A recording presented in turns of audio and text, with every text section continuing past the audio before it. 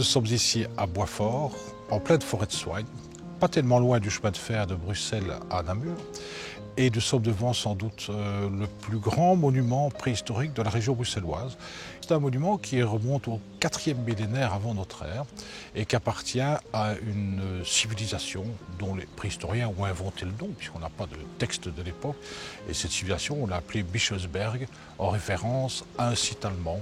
C'est un groupe qui s'étend tout l'ouest de l'Allemagne, le sud des Pays-Bas, la Belgique et jusque dans le bassin parisien. C'était une civilisation qui est toujours un peu compliquée à déterminer parce qu'on a beaucoup de traces de leurs industries, les mines de silex par exemple. On a des traces, et il y en a plusieurs en Belgique, de ces fortifications, mais on a très peu de traces de leur habitat, etc. Donc on n'a pas de chronologie très fine. Alors ils ont une céramique non décorée, souvent à fond pointu et en terre cuite, la technique céramique. Et ça nous évoque très très fort les poteries qu'avaient les chasseurs-cueilleurs d'avant l'agriculture et l'élevage. Donc il n'est pas impossible que ces gens aient encore un héritage de ces derniers chasseurs-cueilleurs du millénaire précédent, et qui auraient pris une nouvelle mode économique, l'agriculture et l'élevage, mais tout en ayant ce vieux fond de chasseurs-cueilleurs en eux-mêmes. Alors ici, précisément le lieu, si on se promène, on peut voir qu'on a quand même une sorte de plateau avec les vallées qui vont d'ailleurs alimenter les étangs là en dessous. Et donc c'est un lieu où, à part le côté ouvert, qui n'est pas trop compliqué à aménager pour une défense. Pourquoi ici à Boitsfort ou ailleurs dans la forêt de Soignes? On ne sait pas trop, parce que c'est une époque où la densité de population est faible. Il n'y a pas de ressources particulières ici comme du silex, juste ici dans la région bruxelloise. Bien sûr, il y a du gibier, il y a toutes sortes de possibilités comme cela, mais ça, il y a partout ailleurs aussi. Donc on ne connaît pas les vraies raisons qui les ont poussés à s'installer ici. On n'a pas de vraie motivation. Ils en avaient sûrement une, mais nous ne la connaissons pas du tout. Les premières forêts naturelles se sont installées ici avec des soubresauts à partir de plus ou moins 10 000 ans avant notre ère, il y a 12 000 ans. Et puis surtout, l'homme va intervenir sur le paysage.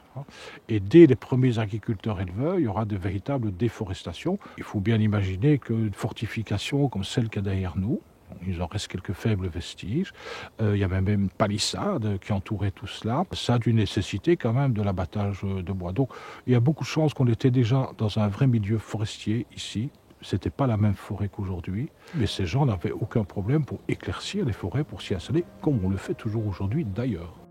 On a une enceinte relativement grande avec ces 3 fossés, ces palissades, mais de l'autre côté du chemin de fer, c'est pas conservé, donc on ne sait pas très bien quelle est l'étendue exacte. J'ai fait une petite estimation, on est à peu près à 5 hectares ici, sûr, et il y a peut-être 2 hectares et demi en plus qui devraient être comptés si on voit un peu la forme de cette enceinte. Ça nous paraît grand, mais voilà, l'enceinte de Chaumeau-Gistoux, c'est 9 hectares par exemple, donc ce n'est pas des choses exceptionnelles pour l'époque. Par ailleurs, nous n'avons pas non plus la moindre idée de la fonction de ces grandes enceintes et de ce qui se passait à l'intérieur. C'est peut-être des lieux de refuge occasionnels ou du parquage d'animaux, allez savoir. Ici, on a une occupation, on a quand même toute une série de silex taillés, y compris les preuves que le silex était taillé sur place. Donc ils nous ont amené des blocs de silex ici, qu'ils ont continué à tailler. On a de la poterie et on a quelques fragments de meules, donc on a sans doute panifié le grain ici pour faire de la farine, des choses comme cela.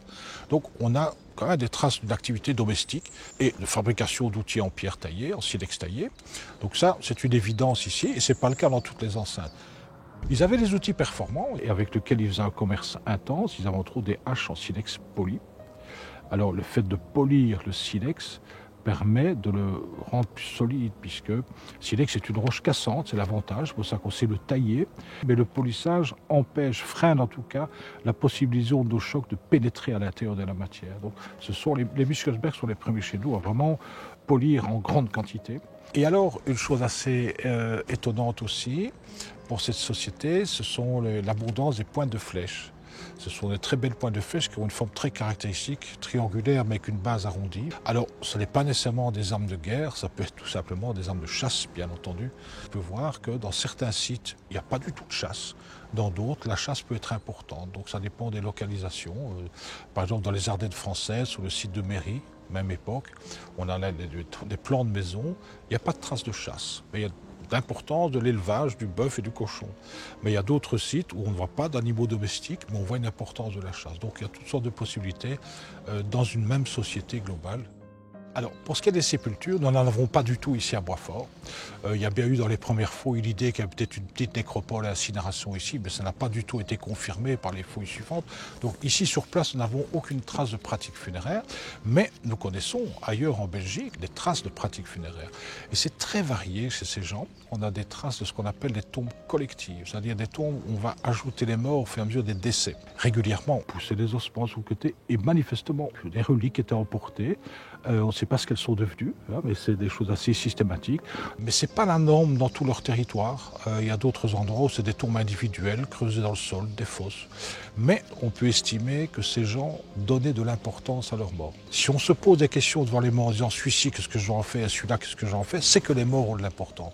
Alors on ne sait pas quel rôle les ancêtres pouvaient jouer, des choses comme cela, mais on peut au moins estimer que ces gens avaient des préoccupations en rapport avec leur mort. En tout cas, ils faisaient de la poterie. En tout cas, ils taillaient le silex. En tout cas, ils savaient travailler l'os et le bois de serre. Et tout ça servait à leur quotidien. Mais on retrouve déjà en Europe, à cette époque-là, des traces de métiers à tisser, par exemple. Donc on peut se douter qu'il y a du textile. Mais on ne l'a plus. Tout ça est mangé par le temps.